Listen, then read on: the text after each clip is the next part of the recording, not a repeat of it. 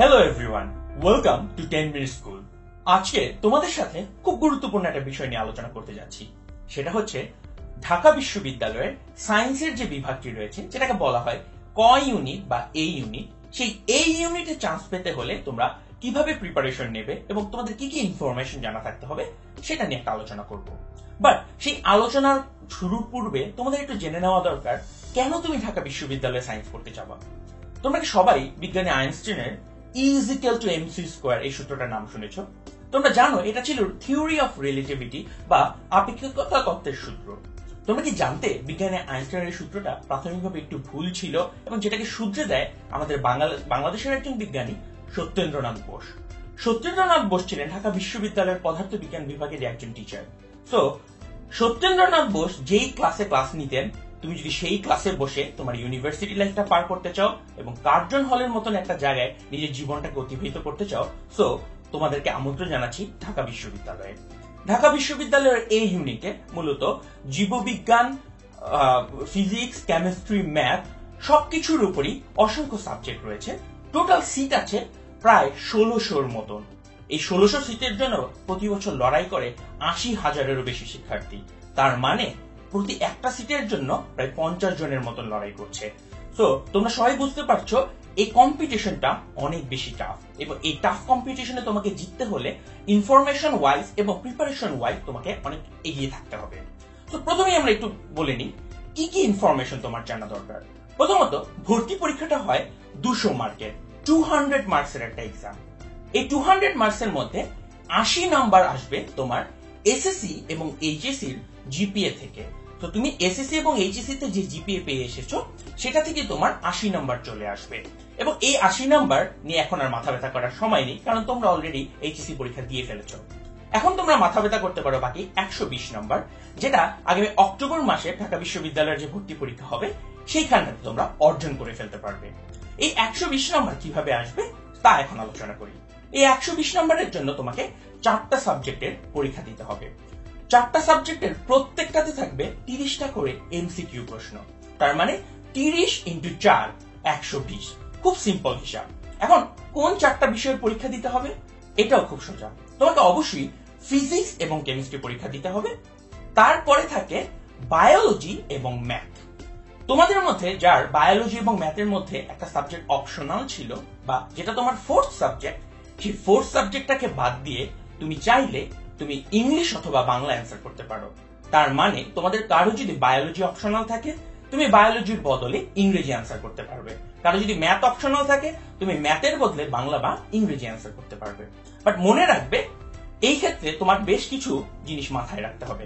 তুমি যদি biology answer না করো তাহলে বায়োলজির উপর ভিত্তি করে ভর্তির জন্য যে সাবজেক্টগুলো আছে, যেমন জেনেটিক ইঞ্জিনিয়ারিং, যেমন ফার্মাসি, যেমন বায়োলজির উপর বেস করে আর যে সাবজেক্ট যেমন মাইক্রোবায়োলজি রয়েছে, বায়োকেমিস্ট্রি রয়েছে, সেই সাবজেক্টগুলো তুমি অংশ নিতে পারবে না, এই সাবজেক্টগুলোতে তুমি ভর্তি হতে পারবে না। সো তোমাদের জন্য একটা সেফ সাজেশন হচ্ছে অবশ্যই যদি সম্ভব হয় বায়োলজিটাকে পরীক্ষায় অ্যান্সার করার চেষ্টা করবে। সবচেয়ে সেফ সাজেশন হচ্ছে তুমি যদি ফিজিক্স, কেমিস্ট্রি, ম্যাথ এবং বায়োলজি এই 4টা সাবজেক্টকে অ্যান্সার করো। এখন আসা যাক, প্রত্যেকটা সাবজেক্টে 30টা করে কোশ্চেন আছে, প্রত্যেকটার নাম্বার হচ্ছে 1, এবং মনে রাখবে ভুল উত্তর দেওয়ার জন্য তোমার 0.25 নাম্বার কাটা যাবে। সো মনে রাখবে আন্দাজে দাগানের এখানে কোনো সুযোগ নেই। আরো একটি বড় অ্যানাউন্সমেন্ট, তোমরা ঢাকা বিশ্ববিদ্যালয়ের ভর্তি পরীক্ষায় কোনোভাবেই ক্যালকুলেটর ব্যবহার করতে পারবে না। তো সব ক্যালকুলেশনগুলো এখন হাতে হাতে করা শিখবে। এক্ষেত্রে অবশ্যই মনে রাখবে অবশ্যই অনেক বিদঘুটে কোনো ক্যালকুলেশন তোমাকে করতে দেওয়া হবে না। √13, √27 কত সেটা তোমার জানা থাকতে হবে না। তুমি খুব সহজ ডাটা দিয়ে ক্যালকুলেশন করতে হবে এমন ম্যাথ তোমাকে দেওয়া হবে। সো এ নিয়ে ভয় পাওয়ার কোনো ধরনের সম্ভাবনা তোমার মধ্যে যাতে না থাকে। এখন আরেকটা কথা মনে রাখা দরকার, সেটা হচ্ছে ঢাকা বিশ্ববিদ্যালয়ের ভর্তি পরীক্ষায় একটা ন্যূনতম পাস মার্ক আছে, এবং সেটা কত? প্রত্যেকটা সাবজেক্টের জন্য যে 30 নাম্বার আছে সেই 30-এর মধ্যে অ্যাটলিস্ট তোমাকে 12 নাম্বার পেতে হবে। হ্যাঁ, আমি আবারও বলছি, প্রত্যেকটা সাবজেক্টের যে 30 রয়েছে সেই 30-এর মধ্যে অ্যাটলিস্ট তোমাকে 12 পেতে হবে, এবং সেটার কারণে তুমি পাস। ধরো তুমি 3 সাবজেক্টে 30 আউট অফ 30 পেলে এবং একটা সাবজেক্টে এসে 11.5 পেলে, তার মানে হচ্ছে তুমি ওই একটা সাবজেক্টে ফেল করার কারণে পুরো ঢাকা ভার্সিটির ভর্তি পরীক্ষায় ফেল করে ফেলেছো। তো এই ব্যাপারটা খুবই ভালোভাবে মনে রাখবে। দ্বিতীয় আরেকটি গুরুত্বপূর্ণ ব্যাপার, ঢাকা বিশ্ববিদ্যালয়ে ভর্তি হতে হলে প্রত্যেকটা সাবজেক্টের আলাদা আলাদা রিকোয়ারমেন্ট আছে। তার মানে ধরো বায়োকেমিস্ট্রি ডিপার্টমেন্টে ভর্তি হতে হলে তোমার রসায়ন এবং জীববিজ্ঞানে অ্যাটলিস্ট 15 পাওয়া লাগবে। তার মানে তুমি যদি পাশ করো এবং ফার্স্টও হও, কিন্তু রসায়নে তোমার নাম্বার থাকে 14, তুমি ফার্স্ট হয়েছো ঠিকই, কিন্তু বায়োলজি তুমি ফার্স্ট ঠিকই হয়েছো, কিন্তু হয়তোবা তুমি বায়োকেমিস্ট্রির মতো সাবজেক্ট গুলোকে পাবে না। সো আমরা আশা করি ব্যাপারটা কি তোমরা বুঝতে পেরেছো। সো এখন আসা যাক সবচেয়ে আলটিমেট কোশ্চেনে, যে কিভাবে এই সময় তোমাকে প্রিপারেশন নিতে হবে। আচ্ছা, এখন তার জন্য সহজ একটা উপায় বদলে দেই। 10 মিনিট স্কুল তোমাদের জন্য আয়োজন করছে বেশ কিছু লাইভ ক্লাসের। উপস্থিত রয়েছে আমাদের 10 মিনিট স্কুল .com নামে একটা ওয়েবসাইটে চলে যাও, ঢাকা ভার্সিটির অ্যাডমিশন কোচিং এর সেকশনটাতে যাও, অসংখ্য মডেল টেস্ট দেওয়া আছে, সেই মডেল টেস্ট গুলোতে অংশগ্রহণ করো। তুমি ডে টু ডে তুমি কত নাম্বার পাচ্ছ এবং বাকি স্টুডেন্টের সাথে লিডার বোর্ডে তুমি কত নাম্বারে আছো সেটা খুব সহজেই দেখতে পাবে।